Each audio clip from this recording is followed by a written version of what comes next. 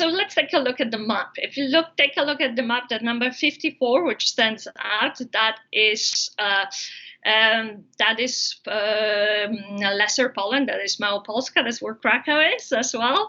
For the last decade, I was living in Krakow, so that's a very special place for me also. So you see that pretty much vineyards are around Poland in most of the places in Poland, but you see more of them in the south, and you see more of them in the western Poland, where there is that oceanic air influence as well.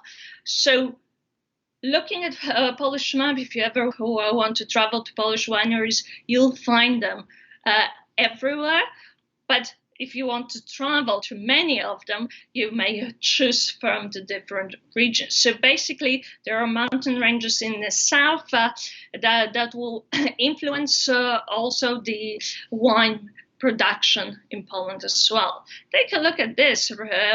This is the wine production in Poland 2009 and 2019. There's two numbers that you see in the bottom. The blue is number of producers in Poland. That's been tremendously growing since 2009, as that marks the time when actually we had changes in a law where it was possible to make wine in Poland. And then there is the amount of hectares of vineyards that are growing, and that number will be growing, and it's projected to grow also.